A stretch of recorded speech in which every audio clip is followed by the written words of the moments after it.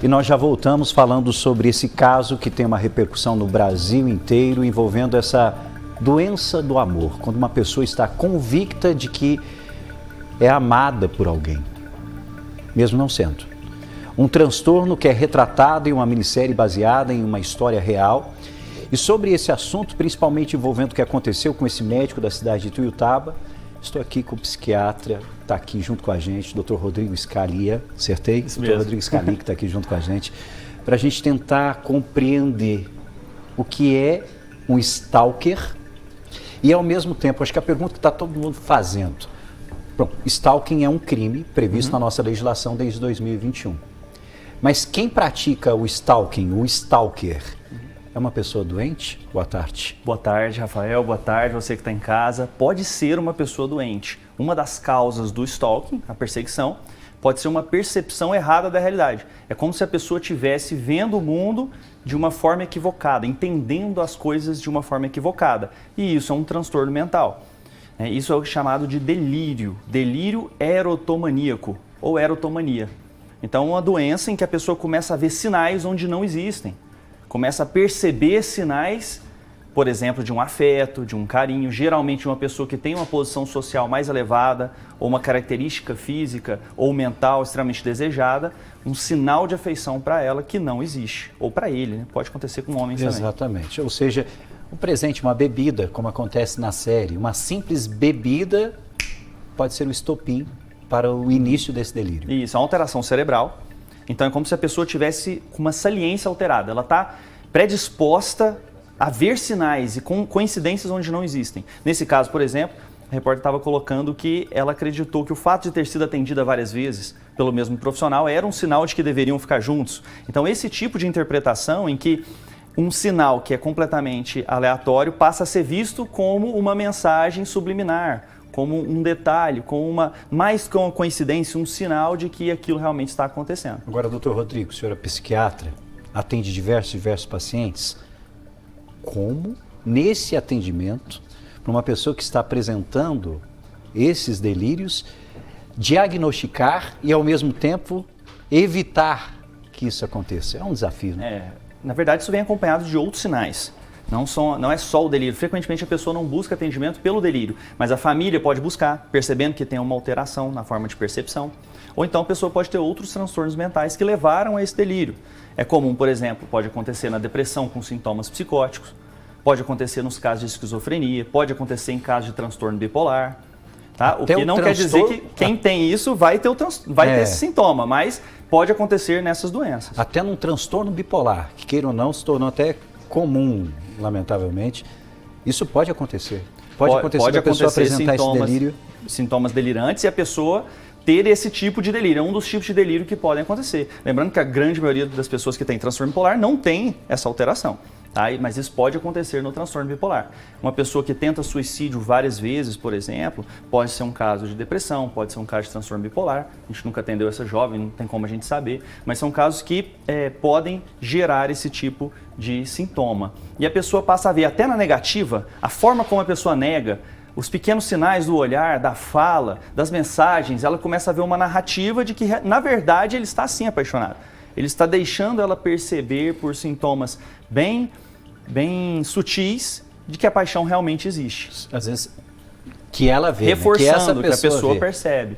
Isso, não necessariamente o caso dela, mas isso acontece nos casos das erotomanias delirantes. Agora, nesse caso específico envolvendo esse médico de Ituiutaba e essa jovem que foi presa aqui em Uberlândia, em um determinado momento, e houve até a prisão, da avó, ajudando ela a agredir a esposa desse médico.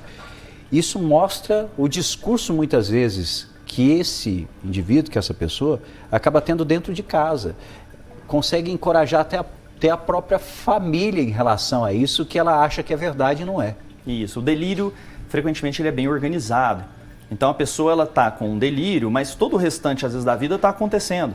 Por exemplo, um transtorno delirante persistente, que é outra causa possível. A pessoa está estudando, ela está trabalhando, então ela parece estar muito adequada.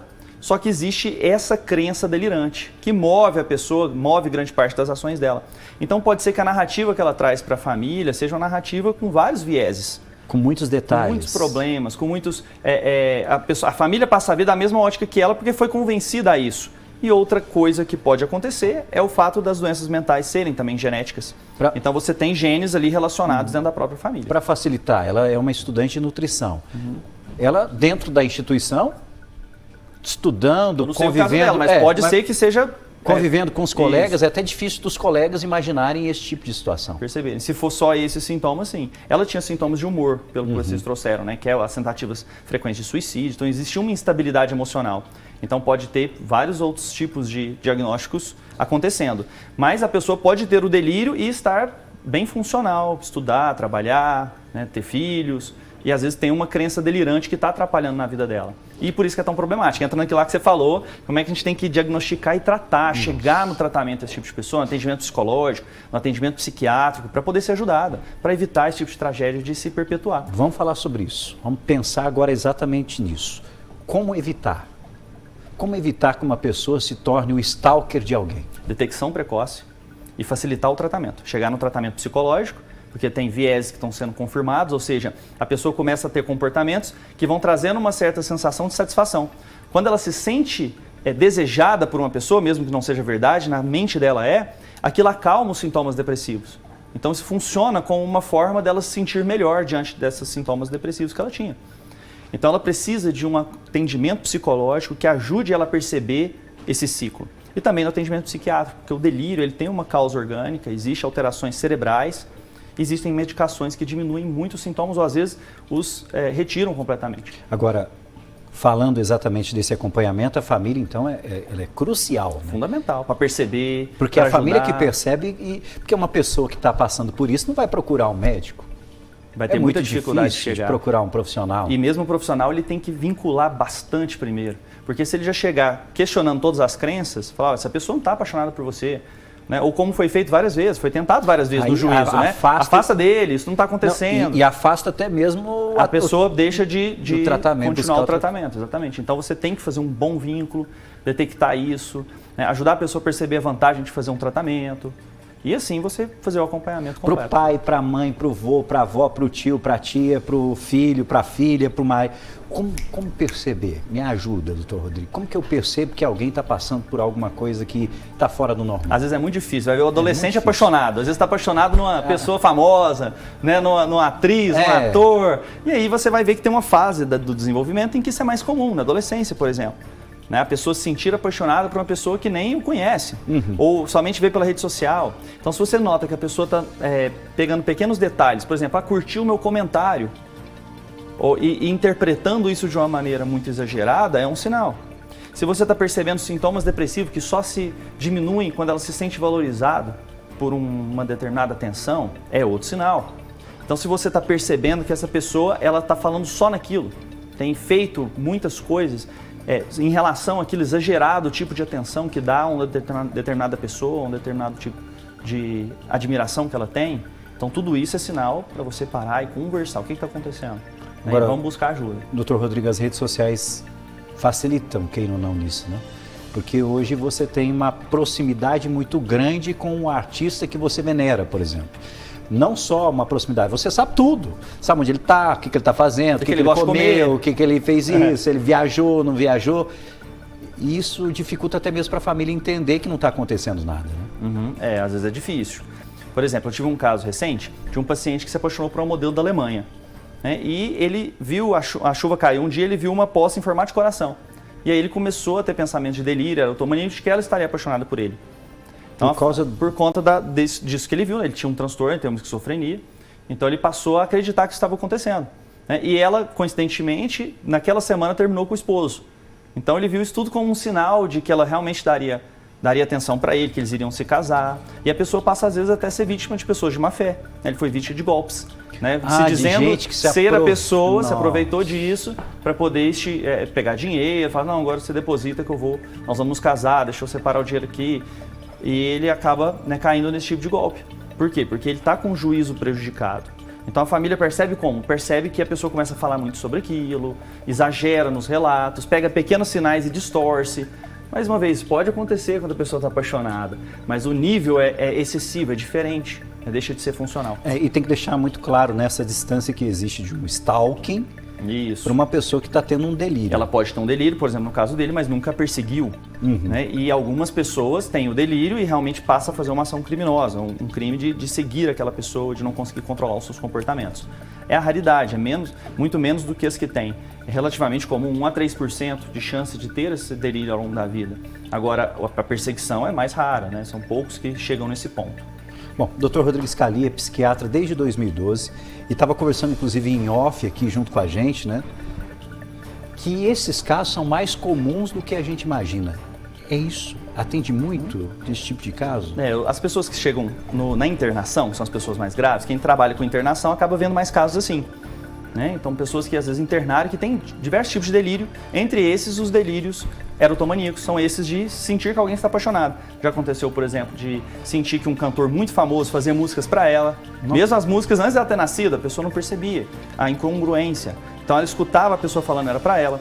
Né? Caso, por exemplo, em que apresentadores de TV falam para ele, então, ou falam para ela, dão sinais sutis durante a apresentação, durante a TV, ela pesca sinais, nossa, ele está falando de mim, está falando que me quer.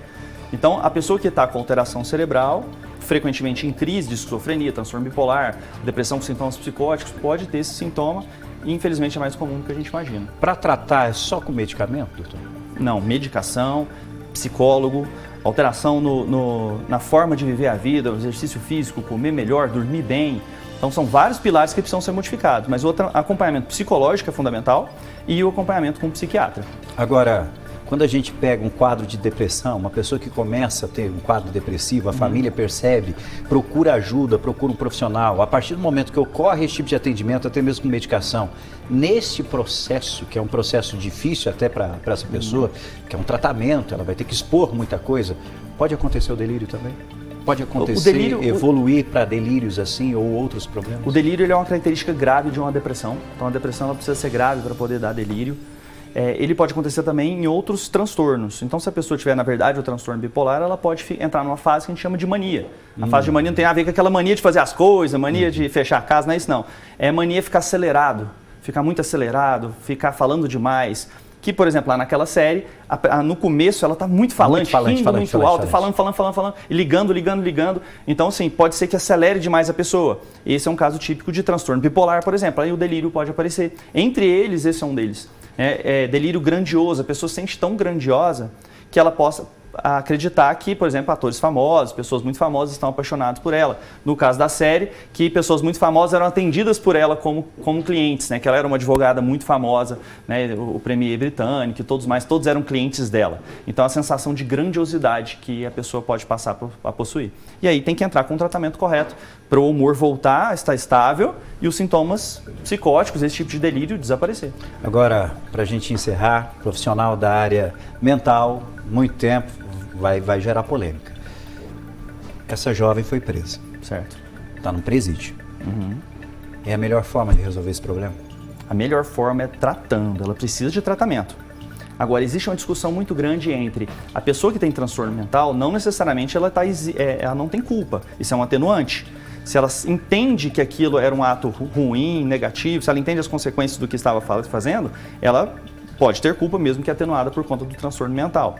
Ou seja, ela sabia o que ela estava fazendo. Eu não sei no caso dela, realmente não sei. Mas agora, se a pessoa souber o que está fazendo, no sentido de que aquilo é errado e mesmo assim o faz, mesmo que estando com transtorno mental, aí você tem uma discussão com culpa. Então tem um psiquiatra especialista nisso, que é o perito, para avaliar se ela tinha consciência e que nível de consciência que ela tinha. E por isso que essa discussão é tão importante. Às vezes, por exemplo, você ter um tipo de tratamento que reabilite a pessoa é muito mais significativo do que simplesmente isolá-la ou deixá-la num ambiente inadequado. O que pode piorar, dependendo da situação e do quadro. Claro, especificamente a gente tem que conhecer, estamos aqui falando sobre toda essa situação que existe uma questão jurídica, existe um crime que foi praticado e as autoridades resolveram agir para proteger a família desse médico que está muito claro. Sofrimento intenso, claramente. Intenso, que também vão precisar de acompanhamento, que eles estavam com medo até de sair de casa.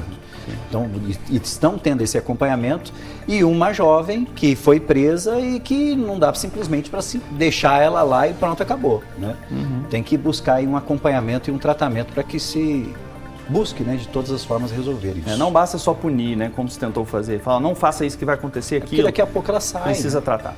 Daqui a pouco, né, ela tem liberdade. E aí? O que acontece a partir de agora? Foi um prazer, Rafael. Rodrigo, obrigado. Um Olha, abraço. extremamente valiosa a sua participação Obrigado. aqui junto com a gente, para a gente tentar compreender e chamar a atenção das pessoas a buscar sempre um tratamento, buscar ajuda e ao mesmo tempo as famílias perceberem essa movimentação. Porque você consegue perceber o que está acontecendo com o outro que está tão próximo a você. Uma simples alteração, aconteceu às vezes uma grande mudança na sua vida, na rotina, envolve até perda de trabalho, falecimento e companhia, né? São muitos os casos. É fundamental ficar de olho e, se precisar, ter acompanhamento e sem preconceito quanto a isso. Nós estamos num mundo diferente, melhor, graças a Deus. Então, se precisar, procure um profissional. Existem tantos aí habilitados para prestar esse atendimento, não só para essa pessoa, mas para a família inteira, que é fundamental. Prazer, viu? Muito obrigado. Grande abraço. Obrigado, doutor. Tchau, pessoal. Qualquer novidade, por favor, fique à vontade para voltar aqui junto com a gente. Obrigado. Obrigado.